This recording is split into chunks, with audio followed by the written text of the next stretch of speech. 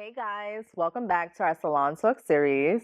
It is your host, Kadeisha Solange. And as you guys know, the salon is a traditional hub for us to congregate, be in community, and have girl chat. So we are joined today by a lovely co-host.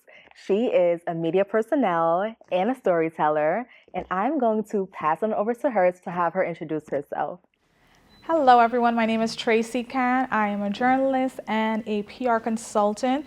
I live in New York, and I'm also an auntie. That's a really, really big title of mine. And I am also a Caribbean island girl. I am from Guyana, and I've been living in New York for the past 6 years. And I'm very happy to be here. So Tracy, tell me about yourself. Tell me, how did you get started? What is your background? What is your origin story? So I started journalism in Guyana when I was 17 years old. Just got out of high school. I just wanted a job. I just wanted to work and make my own money. And so I saw this advertisement on the TV. So I was like, I just need a job. Never planned getting into journalism. I knew I always wanted to travel. I knew that was something that I wanted to do. But journalism, even though I was going for the interview and everything, it was just never, I was like, I don't think I'll get it. Yeah. And so that's how I started, 17 years old, fresh out of high school, got into journalism in Guyana. And Wow. then, I did so much work in Guyana, in the Caribbean, and then I migrated here 6 years ago, and I've just been building. So you just came here. Yes, fresh off of the boat, as they Wow. say. Nice. So you started your journey in Guyana. So how did you build and how did you build upon to get here to this point? And what was the journey like from Guyana to getting all these deals or landing these roles in the US? So I started in the countryside. So where I'm from, it's the countryside, very small, not a lot happening. And so I moved from the country to the city. That's how I was able to build a name for myself. In journalism, I got into doing PR for international companies that would come to Guyana. So you have a PR background as well. Yes, Nice. I do. So then I started traveling outside of Guyana. I came to the US. I went to the White House. I did a lot of stuff with the United Nations as well. And the first time I came here, it was so cold. I was like, I'm never coming back. No, that's a big jump from the Caribbean coming Yes, down here. it was. I had a culture shock, even with the food. It was so different. And then I kept coming on assignments as a journalist from Guyana. And then I was like, there's so much more I could do here. I felt like I reached the ceiling in Guyana. There was more for me to do. Oh. And the opportunity, thank God, presented itself for me to be able to live here. And so I just kind of kept my head down for the past 6 years, and I've just been working really hard, networking very hard. Thank God for His blessings and His guidance. I've met so many amazing women, specifically, who have really helped me, who have steered me, who've guided me, where I'm able to write for the different places that I write for, like Essence, She Magazine, Hype Here. I'm the co-editor for an entertainment platform called Music Exclusives as well. And I write for a Caribbean newspaper, Caribbean Life. So all of these opportunities, they just naturally came with me networking, meeting people, and showing, my talent, my skills. And that's how I would say I was able to break into the industry here. Love that. Every moment, every step is always so intentional. God is so intentional with our steps all the time. Of course, you didn't even think that you'll be in journalism, but you went ahead and applied for a job just off the whim. And then here you are, years later, killing it and running things, of course, doing great work. Thank you so much. Yes. And I know a bulk of what you do is really on storytelling, right? So how do you decide what types of stories you want to write about? I guess because I've been doing this for so long, anything that inspires me, when I talk to a woman and I hear, or a man, and I hear their journey, their struggles, and their success story, I'm like, this would be beautiful for others to know about. And I understand how important it is for us to see ourselves Yeah, in the news. representation. representation, how important that is.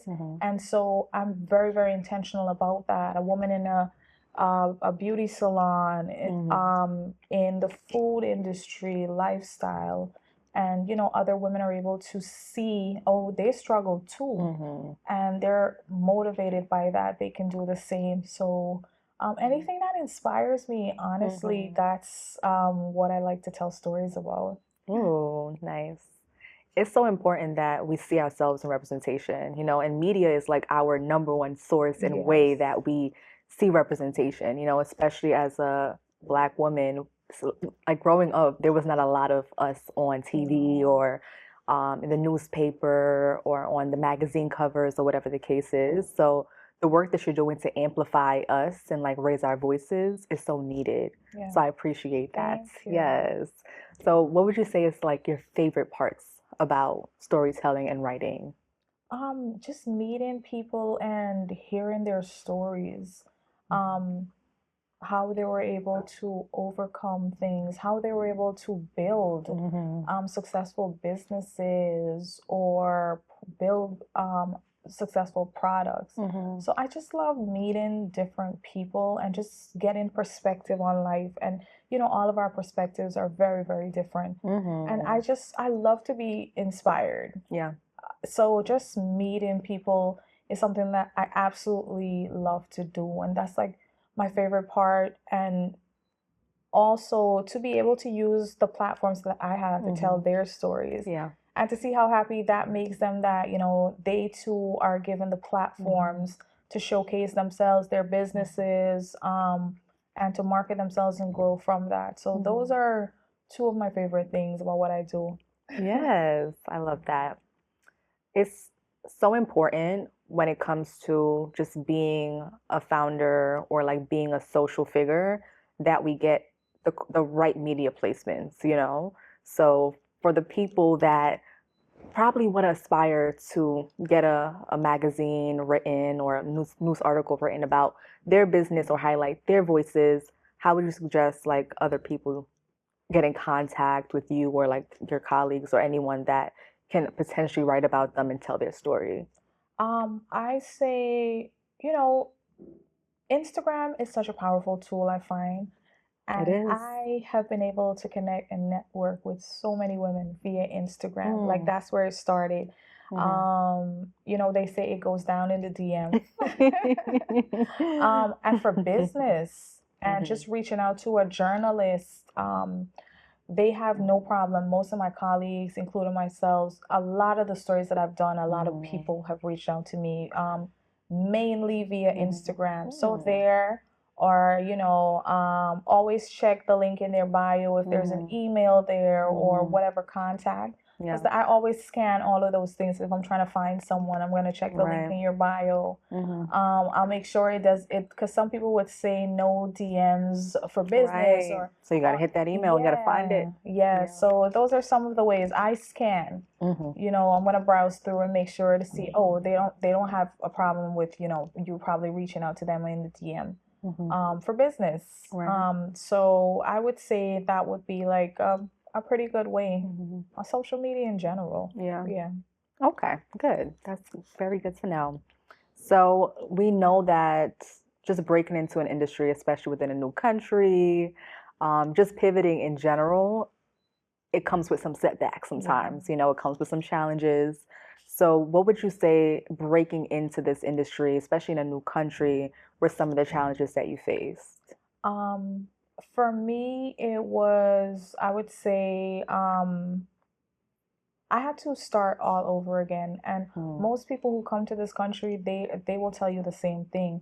You would come here from another country as a doctor, a lawyer, and you've got to start from the bottom. You have to start all over again. And I think that was the most challenging part for me because, like I said, I reached the ceiling in Guyana. There wasn't more I felt I could have done in the field of journalism. And when I came here, I'm like, oh my God, the possibilities are endless here. For journalism, for PR, anything in media. And so that was the most challenging part, just starting over. But once I accepted that, okay, you have to start over. I had to be okay with that. And then I kind of just took off from there. And again, I met some amazing women who were so supportive. One of the women her name is Melissa Noel. She guided me. She's like, you should join this organization. You should join that organization. You should meet her. Started introducing me to people. Yes. Yeah, those connectors, super important. And she was like a pivotal connector for me. Another really good friend of mine, Nino Riaz, she was like, you need to be in every room. I would be so tired. You have to network. You have to come here. You have to do this. You have to do that. And just being in those rooms, and mind you too, a lot of the times I say you've got to plant seeds. They're not gonna, like a tree is not gonna grow overnight. A lot of the things when I just came here for, like, I would say 2 years, I just worked a regular job, but still I was in media, I was networking, I was going to events, I was meeting people. And then I started putting myself out there, and I would get those calls or those DMs, or are you interested in covering this? Are you interested in hosting this event and moderating this panel and doing this? So, just being okay with starting over. Yeah. If it's that you're coming from another country, another state, I feel like it's the same thing. You've got to reestablish. Yes. Yeah. So I had to be okay with that, and then just your network is your net worth. It is. Listen, especially in New York, okay? Yeah. You got to be outside. Yeah. I'll be trying to strategically plan my places out. I don't want to be every single place. Even though I feel like for me at some point I was a little bit of everywhere, and it got me, good connections and stuff like that. But now I'm like, no, I don't want to. I want to prioritize my own self-care and all of that, and I don't want to have to be everywhere. I had to re-strategize too. I'm like, okay, what are the areas? I've done all of this networking already. It's been amazing. But then, I had to get strategic. Like, okay, these are the areas that I want to focus on in journalism. These are the places I'm trying to go. And so I'm going to network in this regard. So yeah, very important. Yeah. Because I feel like once you start, you're going to be all over in every room. And then you're going to be like, okay, let me just re-strategize and focus on where it is I want to go and get in those rooms. Exactly. I agree. And I think that comes with just a little bit of time, getting your foot into the ground. Yes. I know that you said you have a PR background, and I believe that PR is also related to storytelling, right? So how does the storytelling differ with PR versus journalism? So with PR, I feel like you have a lot more leeway. You have more room to play and to be creative. Journalism, it's a bit more strict, and you've got to walk a certain line. With PR, you're able to be more creative in telling someone's story and use different avenues and media. But I feel too that if I wasn't a journalist, I don't know that I would have gotten into PR, because I feel like every journalist, in some way, you've got to get into PR. Yeah. And most of the journalists I know, a lot of them now, everybody's into PR because it's so closely connected. Yes. What is the difference, you would say? Like, what exactly is PR defined as for people that don't know? So journalism, it would be, PR is, you're able to tell someone's story, but you're not exactly telling it. You're finding the mediums for them to share their story. So that's the difference. Journalism, it's just, okay, I write for this place, I could write a story here for you, or I do interviews on this TV station or radio station, and I'll tell your story. But you get a PR, they're able to use all of their connects to get your story to the masses out there. Yeah. Got you. That makes a lot of sense. So how do you balance reporting on demanding stories while protecting your mental health and emotional well-being? This is something that I'm actually doing now.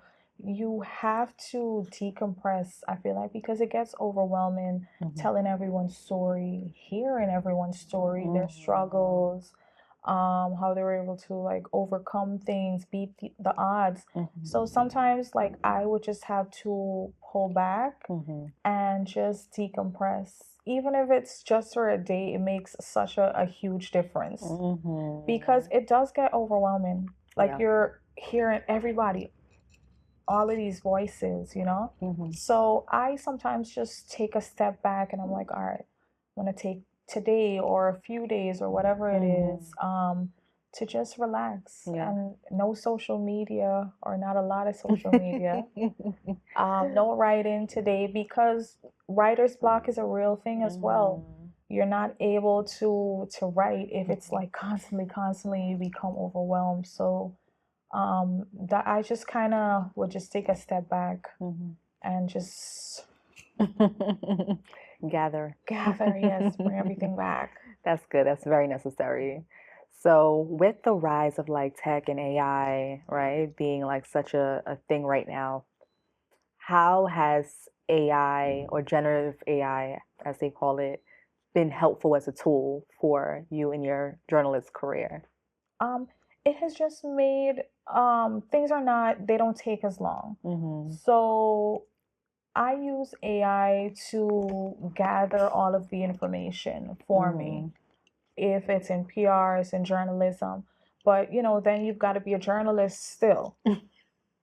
Which So it doesn't replace you. yes, no, like AI will not be replacing me because AI does give you a lot of wrong information as well. So I would just take it, it just helps with the time, the time to gather stories or sound bites or just the writing. But then I have to go back to the drawing board to verify and to make sure everything is human and my touch is still there. Right. So I just use it like in that regard. So it helps me to save time. That's good. That's good. And with social media as well, would you say social media in itself, I know it's a form of course, just storytelling and it is a form of media in itself, but do you feel like that changed the game? Do you feel like it helps? Do you feel like it hurts when it comes to social media? It helps and it hurts, Okay. but it really depends on how you use it. But I have been able to share so much more with I wouldn't say necessarily so much more people, but I feel like different perspective of stories. Because a lot of the times, like if I write something for the newspaper, it's just a written article. As against you have social media where you're able to show and tell. Right. You're able to give more in depth. If it's a behind the scenes or something funny happened while you're telling the story, you're able to show all of those aspects. So I think, love that part. yeah, it definitely helps, and it does hurt if you know you are constantly on social media. If you're living for social media, you feel like you know you have to put up a facade, and you've got to catch up with everyone or just be like everyone. But then if you're gonna live for social media, it's definitely gonna hurt. That's so good. I know that it's a lot. Social media can be a very crowded place, right?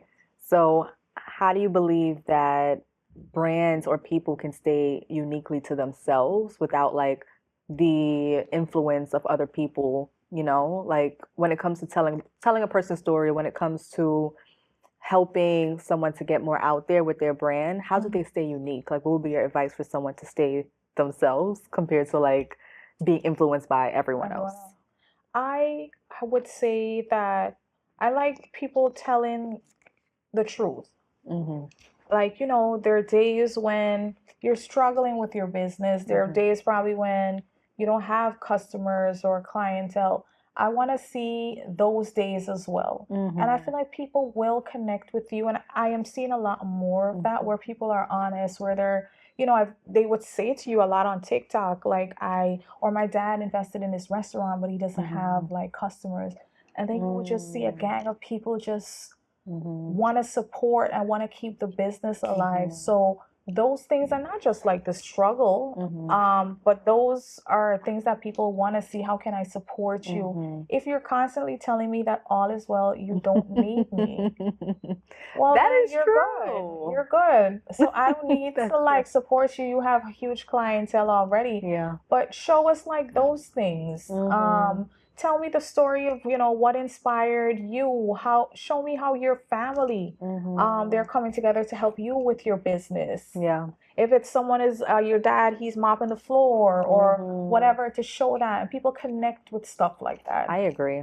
So I would The human say side of things. yeah, definitely the human, and just be authentic. And people, you're gonna connect with people just like Yeah. naturally. Yeah, I agree with that. I agree. With what you do, mainly like consisting of you having, of course, to dig into social media, to be on media, to follow what's Yeah. going on, how do you put your phone down and set the boundaries for yourself so that way you have that work-life balance?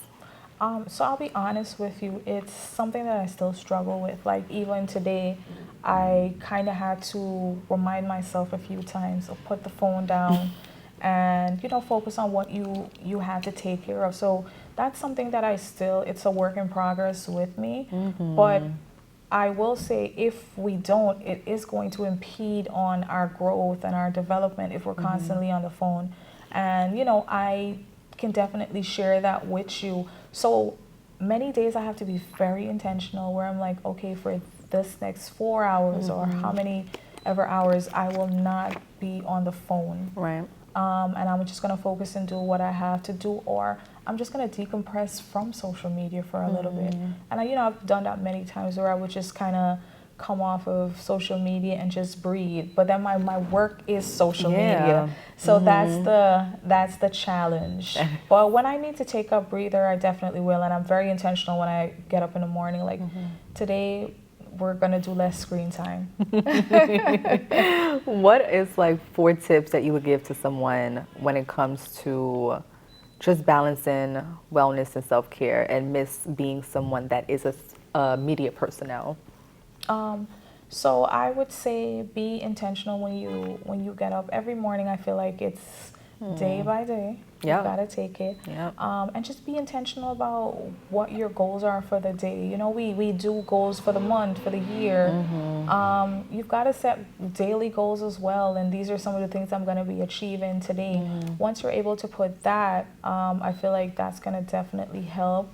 Also, I would say the most important thing is to just incorporate God into everything that you're doing, because the flesh is weak. We're going to try to say, oh, I'll do this, I'll do that, and then we do nothing. Yeah. So, once you have God in the conversation, in the narrative, and everything that you're doing, and you ask for that strength and guidance, you're going to be able to do it. I say meditate. Even my nephew, Hold on. I'm gonna take the bag. Even my nephew. So You were saying even my nephew. So even my nephew, he meditates. Yesterday, I saw him and he had the meditation music on, and he's 11. 11? Yeah, the other two These new girls, age kids. I love that. No, but They got it. I was like, wow. And the other two, they would sit and they're doing the pose and everything, and legit meditating. Wow. And think about it, like you're sitting there and all you do, no phone, nothing, and just breathe and just relax. And you've got to do it like on a daily basis. Set time out for yourself in every single day. And I'm not going to be a hypocrite. I don't always do this, but like I said, it's a work in progress. It is. So set time, if it's 15 minutes or 20 minutes, an hour in the day, whatever it is, just for you, not for your phone or to go on social media, but just to like reflect on what's happening today or how has the week been. So I would say those 4 tips. I love that. And we really do have to censor God, when it comes to leading your path, leading a team, whatever. You literally have to ask for that discernment, and it comes from God. It comes from strengthening your relationship up. I truly believe that. Yes. 100%. So I agree. So, my love, where can the people find you? How could they stay in touch with you? So I am on all social media platforms as Tracey, Tracey with an E. On Instagram, on Facebook, on TikTok. So you can find me there. And you could find my work. Just Google my name. You'll find my work on the different platforms and everything. Awesome. So, and I'd love to hear from you guys. So make sure, let's get connected. Awesome. Thank you so much for being here. Thank you for having me. I know the people's going to get a lot of great gems from this one. Thank you. Of course.